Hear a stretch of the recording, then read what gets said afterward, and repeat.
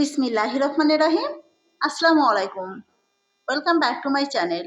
সবাইকে আবারও স্বাগতম জানাচ্ছি নতুন একটা রেসিপি ভিডিও দেখার জন্য। বিকেলবেলা ঝাল ঝাল কিছু খেতে মন চাইলে এই স্ন্যাক্সটি তৈরি করে খেতে পারেন। সামান্য একটু টমেটো সসের সঙ্গে পরিবেশন করলে এটা খেতে জাস্ট অসাধারণ লাগে। আর তৈরি করা যায় একদম ঝামেলা ছাড়া। দুটি উপকরণ থাকলে এই দুর্দান্ত স্ন্যাক্সটি আপনি তৈরি করে নিতে পারবেন। বিকেলবেলা চায়ের সঙ্গে আড্ডাটা কিন্তু একদমই জমে যাবে। তো আপনি যদি আমার চ্যানেলে নতুন হয়ে থাকেন অবশ্যই চ্যানেলটিকে সাবস্ক্রাইব করবেন এবং ভিডিওটি যদি ভালো লাগে অবশ্যই লাইক কমেন্ট শেয়ার করবেন। তো চলুন রেসিপিটি শুরু করা যাক। এখানে আমি 5টি মিডিয়াম সাইজের আলু নিয়েছি। আলুগুলোকে আমি 90% সিদ্ধ করে নিয়েছি। তারপর একটা গ্রেটারের সাহায্যে এটাকে আমি গ্রেট করে নিচ্ছি। আপনারা চাইলে এটাকে কাঁটা চামচের সাহায্যেও ম্যাশ করে নিতে পারেন বা হাতের সাহায্যেও, কিন্তু লক্ষ্য রাখতে হবে এটার মধ্যে যেন আলুর কোনো দানা ভাব না থাকে। তারপর স্বাদ অনুযায়ী লবণ দিয়েছি, 1 চা চামচ চিলি ফ্লেক্স। ঝালটা আপনারা আপনাদের টেস্ট অনুযায়ী দিয়ে দেবেন। এখানে আমি 1 প্যাকেট নুডলসের মশলা দিয়েছি, 1 চামচের কম জিরা গুঁড়া দিয়েছি। এখন বাইন্ডিং এর জন্য এখানে আমি দিয়ে দিব প্রায় 3 চামচের মতো কর্নফ্লাওয়ার। আমি প্রথমত 2 চামচ দিয়েছি, তারপর এখানে দিয়েছি আমি 3 পিস পাউরুটি। পাউরুটিগুলোকে আমি হাতের সাহায্যে ছোট ছোট করে ছিঁড়ে নিয়েছি। এবার আলু এবং পাউরুটিগুলো ভালো করে মিশিয়ে নিব। তবে পানি দিয়ে ভুলেও পাউরুটিগুলো ভেজাতে যাবেন না, তাতে করে কিন্তু এই মিশ্রণটা অনেক পাতলা হয়। এভাবে ভালো করে আমি মেখে নিয়েছি। আমি পরে আরও 1.5 চা চামচের মতো কর্নফ্লাওয়ার দিয়েছি। এখন একটা কিচেন স্ল্যাপের ওপর আমি এই ডোটাকে রেখে দিয়েছি। খুবই সামান্য পরিমাণ ময়দা আমি নিচে ছড়িয়ে দিয়েছি। এবার আমি হাতটাকে ধুয়ে নিব কাজের সুবিধার্থে। তারপর 2 হাতের সাহায্যে প্রেস করে আমি এটাকে একটা লম্বা শেপ দিয়ে নিব। মানে খুব বেশি চিকন না, আবার খুব বেশি চ্যাপ্টা না। আপনারা এটাকে যে কোনো সাইজ করে কেটে নিতে পারেন। আমি ঠিক এই পুরুত্বের একটা শেপ দিয়ে নিলাম। এখন একটা নাইফের সাহায্যে এটাকে আমি কেটে নিব।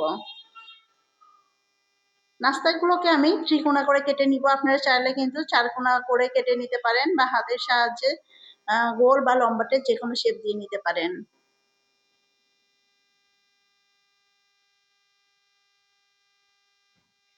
তবে এখানে একটা কথা বলে রাখি, যাদের হাতের কাছে কর্নফ্লাওয়ার থাকবে না তারা চাইলে চালের গুঁড়া ইউজ করতে পারেন। তবে কর্নফ্লাওয়ারটা দিলে এর রেজাল্টটা বেশি ভালো আসে, অনেক বেশি ক্রিস্পি হয়। আলু এবং পাউরুটির এই ডোটা মাখার সময় যদি এটা আপনাদের কাছে নরম মনে হয় তাহলে এখানে সামান্য কিছু চালের গুঁড়ি ইউজ করে নিতে পারেন বা পুরোটাই কর্নফ্লাওয়ার ইউজ করতে পারেন। এই তো আমি এইরকম একটা পুরুত্বের নাস্তাগুলো কেটে নিলাম। এখন একটা প্লেটের মধ্যে উঠিয়ে নিচ্ছি।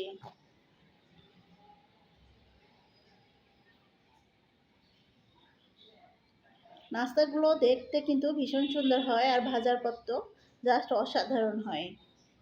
তারপর এগুলো ভাজতে চলে আসলাম চুলোতে আমি আগে থেকে ফ্রাই প্যানে পর্যাপ্ত পরিমাণ তেল গরম হতে দিয়েছিলাম। তেলটা যখন খুব ভালো করে গরম হয়ে গিয়েছে তারপরে এক এক করে আমি নাস্তাগুলো ছেড়ে দিলাম।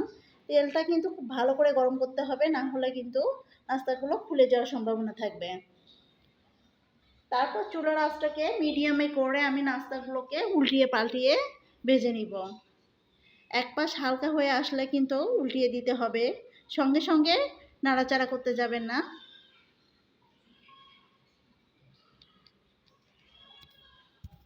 4 থেকে 5 মিনিট ওকে মিডিয়াম হিটে ভাজলে দেখতে পাবেন সুন্দরভাবে এগুলো ভাজা হয়ে যাবে।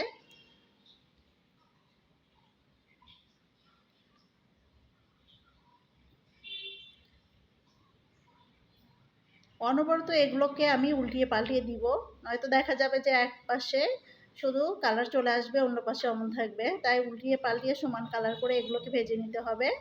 এতে করে খেতেও সুন্দর মানে ভালো লাগবে এবং দেখতেও ভালো লাগবে। ঠিক এরকম একটা কালার হয়ে আসলে এগুলোকে আমি উঠিয়ে নিব, কারণ এগুলো ভাজার পর আরও কিন্তু অনেকটা ডার্ক কালার হয়ে আসবে। আমার ভাজা হয়ে গিয়েছে।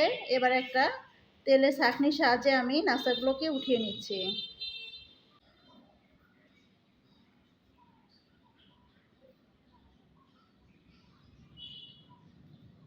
এর থেকে কিন্তু বেশি পুড়িয়ে ফেলা যাবে না, মানে এর থেকে বেশি ভাজলে কিন্তু নাস্তাগুলো পুড়ে যাবে আর তখন নাস্তাগুলো খেতে তিতা লাগবে। আমি নাস্তাগুলোকে উঠিয়ে আপনাদের সঙ্গে সার্ভ করে দেখিয়ে দিচ্ছি নাস্তাগুলো ভাজার পর কতটা সুন্দর এবং ইয়ামি হয়েছে। আলহামদুলিল্লাহ, দেখতেই পাচ্ছেন আমার নাস্তাগুলো কতটা মজার হয়েছে। এই নাস্তাগুলো দেখতেই শুধু সুন্দর না, খেতে আলহামদুলিল্লাহ অনেক বেশি মজার হয়। তবে নাস্তাগুলো আপনারা গরম গরম খাওয়ার চেষ্টা করবেন, কারণ ঠান্ডা হওয়ার পর এই নাস্তাগুলো কিন্তু অত বেশি ক্রিস্পি থাকে না, একদম সফট হয়ে আসে। গরম গরম ভাজা মানে নাস্তাগুলো ভাজার পরে এই নাস্তাগুলো ভীষণ ক্রিস্পি থাকে। একটুখানি রেখে দিলে কিন্তু ঠান্ডা হওয়ার পর এটা অনেক নরম হয়ে যায়। আমি দেখিয়ে দিচ্ছি নাস্তাগুলো, দেখুন উপর থেকে কতটা ক্রিস্পি হয়েছে এবং দুই পাশের কালারটা কিন্তু সুন্দর এসেছে।